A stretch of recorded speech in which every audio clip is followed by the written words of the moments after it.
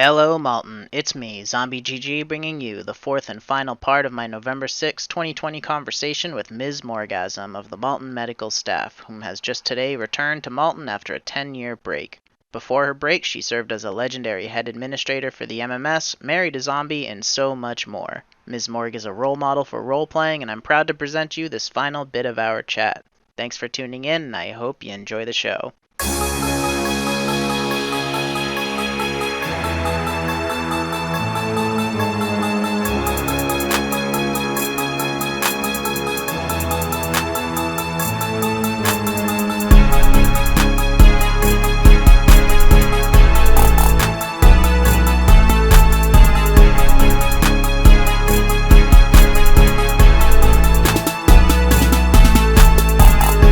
I did get up, I don't know, a few years back. I wanted to see if I could still sign in as her. And Jack Neon was still there. Wow, on your, dead body corpse? Yeah, just, standing there and, I think he was actively attacking the building or something. And I'm just like, wow, you're insane. And then I just, signed out. I never looked back. It's kind of creepy at that point. Yeah, I was like, ooh. Even if I wanted to, I couldn't bring my character back because that guy had a bead on me. He just totally wanted to murder Morgueasm. Yeah. He made a lot of impact on a lot of people, including Jack Neon, I suppose, in that twisted way. I know some people that claim to know who ended up playing Jack Neon, but they would never tell me who it was, and I never actively told anybody. I think I was part of an Urban Dead Facebook group, briefly, and I never told anybody that I was Morgueasm because I was afraid that Jack Neon was gonna find my Facebook and cause all this BS and just make my life terrible. I mean, it had that kind of effect where I was just like, wow, this is stalker almost. So I never really messed with him. Jack Neon, if you're listening, I never meant anything that happened to you. I don't even remember half the things that happened, but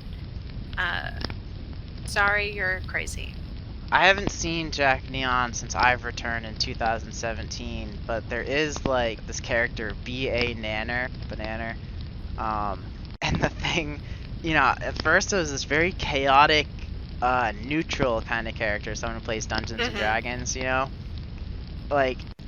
they'd always play Survivor, and for example, I've never been killed by this banana character, but this banana character would whack me with an axe outside of the little whacking factories that we'd set up in the hospitals.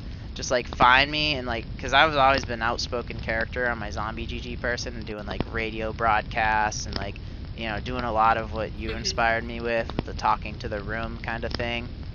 And so it kind of made myself that target kind of thing, that special treat that the Scourge Oh, because you're a live one that's using up all their AP talking, so let's kill them first, because they're leading the horde of Humies. Yeah.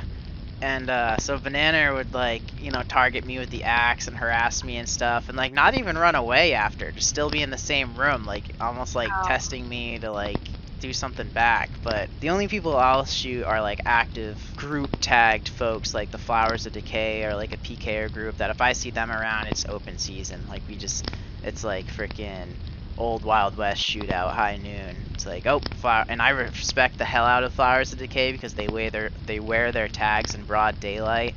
There's no sneak. They're pretty alpha in that sense. I love it. Yeah, they're an awesome group, very respectable PKer group, honorable. They don't zerg at all. They're just wear their tags openly.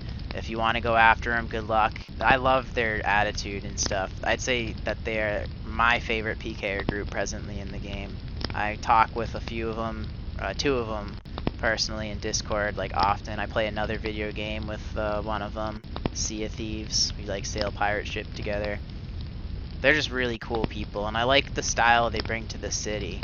PKing is a style of playing, and it's really creepy. And you better have an art form to it. You make it interesting or get the hell out, because honestly, anybody could just come up and just start axing someone to death. But if you like axe someone like down to a certain point and then like say this like amazing poetry or whatever and then kill the person, that's incredible. And they do that. Flowers of Decay are very, that's their signature. That's what makes them so creepy and like infamous, you know? They'll set up those kill shot orchestrations. That's fantastic. I've invited them to, and they've attended. Like my birthday party's April 20th, and every year in Malton, we always like I'll just reach out across the aisle, you know, to all kinds of people, frenemies and, you know, regular survivors. And that's the day where it's like, hey, no one kills anyone. Anyone who wants to like come in and celebrate. This is just like, you know, I put a lot into this game and community, and like I really like these guys, so you know they're my friends. And today's like just no kill day. Let's just all get together and do some goofy RP stuff, and it's wicked fun, you know. And then at the end, I always say a designated time. Like at this time, the party's over, and it's like open the free game. for all. You know, everyone can kill everyone. Yeah, and then but it's so fun. Like one of my birthdays, someone made a character called Cake for Zombie GG. And everyone was like cutting it with a knife and stuff like that. I love It was pretty funny. But yeah, I love, you know, the other side. And I also like, you know, even like, because I'm hardline kind of wired to the military tactical style, and fighting zombies is like a very kind of like if it's like a football game or something, like you got like a playbook for fighting zombies. But fighting PKers is a whole different playbook. And a lot of survivors I see get so frustrated at fighting PKers because like they don't play by the quote-unquote conventional rules, you know. It's like, what, you're a survivor but you're not helping the survivor cause. It's like, dude, you know, like they have a different style. Like learn how to fight them effectively. My favorite, any PKers that ever align themselves with Malton Medical Staff are the ones that help out. They almost like get to the level where they're like fans, and they will go above and beyond to help out. They'll even join like the voice chats and organize with us and whatever. And then maybe like a month down the road, they'll just start murdering me and like other head people of the hospital staff, and you just kind of go, okay. What happened there? What? Oh, okay, never mind. Yeah. It perplexes your brain. It's like you think you have this person typecasted into a cubby, and then they just like blow your typecast like out of the water. Like we knew you were a PKer, and we talked you out of it for like a month. And you help us like do barricades, you help us to like defend against zombies, you like throw parties with us, you do all this stuff. And then you're gonna turn around and kill us. This is like the dog biting the hand that feeds them. So confusing. It's so weird. I mean, it's been since 2008 or 2009 since I last played Morgueasm. And so just to hear about the level of organization that used to happen, where like, okay, you guys do this, and you know, we have to do this. We have to make sure the barricades are at this because of this, and all these like little bullet points. I had forgotten how much depth. Yeah. There's so much to like keeping, you know, these groups alive and keeping them running and holding a People building. burn out.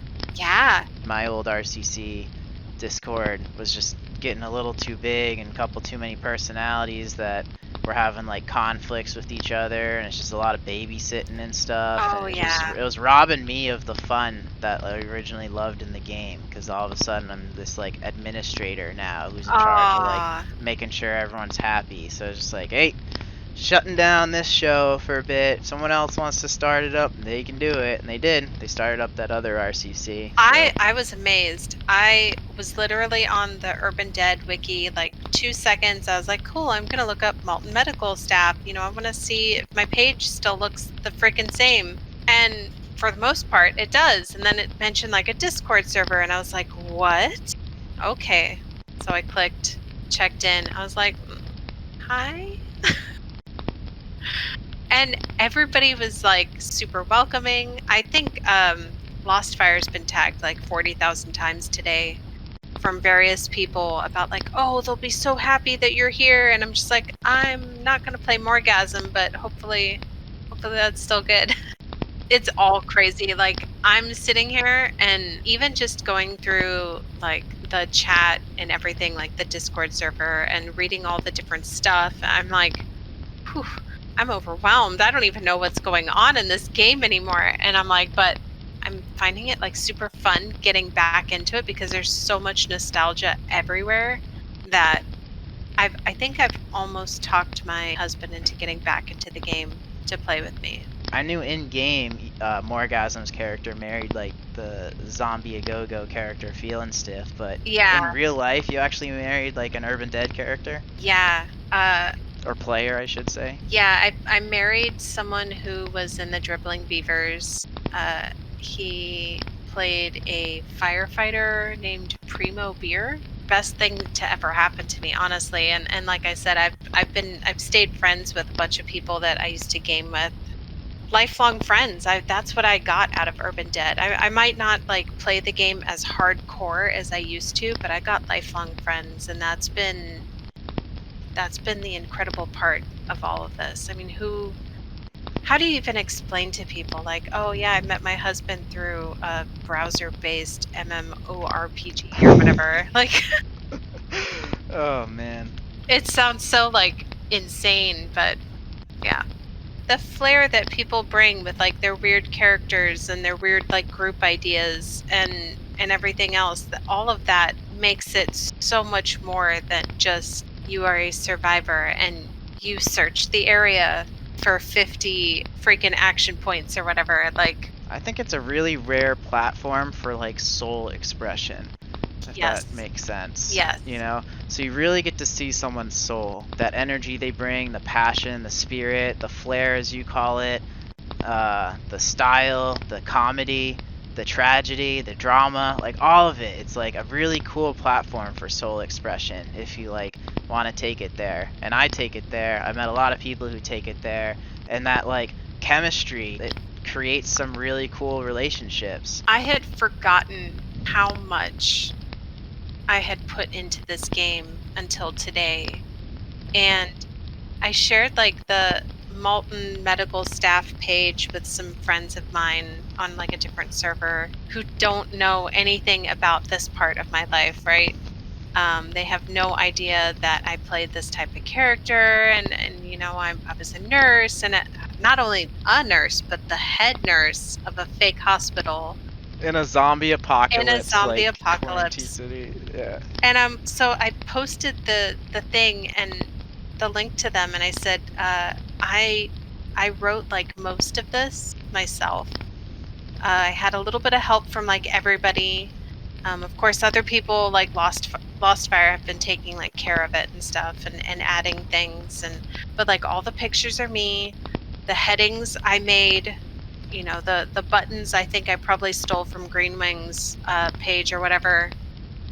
And I was just really impressed with myself that I could lead a group of people anywhere, even if it's like fantasy imagination town, like they're real life people with human hearts. Yeah, you know? They chose to follow me.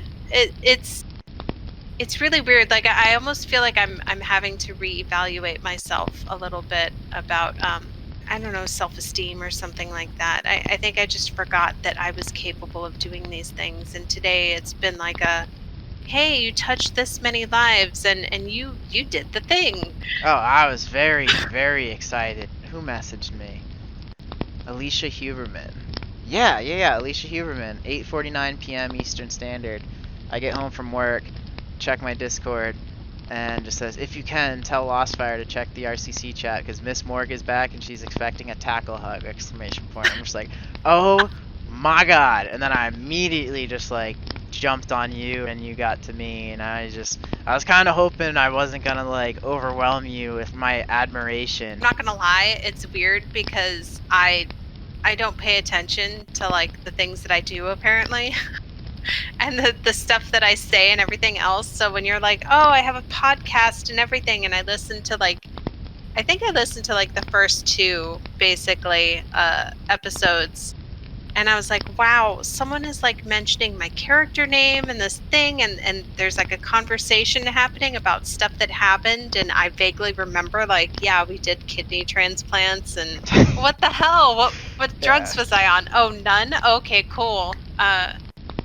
Yeah, it's weird to me. It's because you never see yourself as that kind of person that someone would want to like talk about. I don't know, whatever. But I honestly think that with a few years and some maturity, I'm looking at it and I'm just amazed that it had any effect like it did. But I mean, look how much effect it actually really did have on my life. Like, I met a really great guy. I've made some really great friends through this. People remember the dumb stuff I used to do in game. Yeah, you have a talent for just make things fun for people. Like literally, it's like browser-based, text-based MMO has people like remembering you for like 10 years ago. That's so wild. And like people are excited that I'm back, and I'm just like, hey, who were you back in the day? Because I vaguely remember. And then once I start getting into all the memories, I'm like, oh my God, yeah. You had that like glitter or something in that first Maisie character, the little 5-year-old with the tea parties and the dinosaur following you around. Like you had that little like glitter about you back then, and then I don't know, did Greenwing kind of like give you a push or puts like some logs in your fire or something? Yeah, I mean, he kind of pushed me to, like, he delegated tasks. And even if it wasn't like, oh, we're going to barricade this building to like this level, it was like, oh, get the bandages ready, and this person looks like they need help. And he'd call people out and be like, hey, can you bandage this person up? Can someone, fac this person or whatever? And we'd like do all this like work, like, oh yeah, I'll do it, I'll get right on it. And then somebody else would come, and then someone else would like do barricades, and eventually it just became like a working hospital, like exactly what you would imagine a hospital to be like in a zombie apocalypse, where a small group of survivors are trying to keep it going so that other survivors can get medical attention, or warmth, human warmth, basically. Yeah. I think it's too easy to walk into a building full of people and nobody says anything like all day long, and you just kind of go, wow, this is a great place to sleep, but this is boring. Yeah. It's just missing color. Yeah. I try to bring that, like, my character's avatar even, like, I got my little zombie GG skull and stuff. Like, I like the little rainbow eyes or whatever, because it's like, I like to bring the color in this, like, undead world. Or really just anything I do. It's kind of like a personal life philosophy of mine. I like to, like, bring the color to things. My biggest thing is just trying to get people to, like, feel like they're noticed. And I like to carry that in Urban Dead too, just like, hey, this person, they're not idled out. I'm seeing them. Like, if you don't log in 7 days, you disappear. Your character gets crossed off people's contacts list. You get that line cut through. Yeah. But this is like a person here, and like if they log in again, I want them to like be noticed. I like this game and I want to try to like water the community, and maybe that person will like, they feel good that someone noticed them, maybe they'll do it to someone else or whatever. That's absolutely how it works. We used to shout out to people all the time if we saw new people join in, or if we recognize like the same people, oh, hey, whatever your screen name is, hey, how's it going? And try to bring them into the fold of insanity after a while. Like, if you spend Nice. like 4 days, You do it in increment. yeah, like if Starts you with a spend, friendly like, hello, and then you're playing Naked Twister with them. yeah, I A mean, week right later. from hello to Jello shots and Naked Twister. There's no in between. But that kind of stuff, I think it makes people feel something. It gives them a connection, because otherwise they're just going to be floating from suburb to suburb until someone else says hello to them and engages them in some way. I think, for me, I've been in quarantine for almost 8 months. The 16th of this month will be 8 months for me of just being indoors. And I've kept my sanity, thank God, but I think with this, it's kind of given me something to do. It's like having, like, oh, here's a hobby you used to love. Cool, let's do that. So I'm looking forward to expanding, being a little bit more social, finding my place in Roftwood without being like a friggin' leader or anything. I don't ever want to lead anything ever again because I did that, and that is I am with you, sister. so Like, I taxing. wasn't even in the new RCC until I heard you showed up in it. I And I saw was that like, you like just joined, and I was like, wait, what's happening? yeah, you'll see they flipped the triangle upside down. I burnt out. Like, I went very hard in the game for a couple years trying to, like, push my community philosophy and stuff and really try to craft a thing that everyone could be a part of and stuff. And once it just started getting too much conflict, and it wasn't like rifled with conflict, but I don't have a thick skin for that kind of stuff. It's Yeah. not my persona at all. I literally put lots of time and effort into like doing the opposite, and when I start seeing what I don't want happening despite my best intentions, I'm not a perfect person. I do things, I make mistakes, I like to risk, I put myself out there, and sometimes those risks don't pay out the way that they're intended, and it ends up with like other people getting hurt because I did something that I didn't mean to hurt them. But it just, there's a lot of personalities on the internet, and a lot of them were coming to the RCC Discord, and it was just, I just couldn't make everyone happy, and it really disheartened me, and I just had to step away for a bit. That makes perfect sense. Who was it? Someone in either the first episode or the second one mentioned that MMS was kind of pacifist at the beginning. Like we never killed zombies. I think we tried to make friends with them by not killing them. So we talked to them, and we'd kind of like, I don't even remember what we would do. I just remember we went through a period where we weren't like killing anybody. And by the time that I left, we were killing like everybody. Humans, zombies. It like didn't matter because there was like decayers involved, there was like griefers, there was all this stuff. Let us just be like this quirky little tiny thing in this stupid hospital that like nobody wants any part of. Alright, we've been talking for like, we got just over 3 hours now in this thing. Morgueasm, or what is it you'd like to be referred to these days as, your Dungeons and Dragons character? You can call me Toki. Toki, it's so awesome. You're literally like one of my idols in the game. Just the style you brought, and the heart you brought, and the energy. I'm very glad that you've just shown me how to have a lot of fun in this game, and a lot of other people too, and I'm very looking forward to working with you again. Oh, thank you. Thanks for welcoming me back and remembering me. Welcome back, Malton. This completes the fourth and final part of my ZGG Fireside Chat with Ms Morgueasm of the Malton Medical Staff. This ZGG Fireside Chat is a post-apocalyptic production proudly presented to you by me, Zombie GG, and my guest, Ms Morgueasm, or most recently known as Toki Grimcity. Thanks for listening, Malton, and as always, the pleasure's been mine.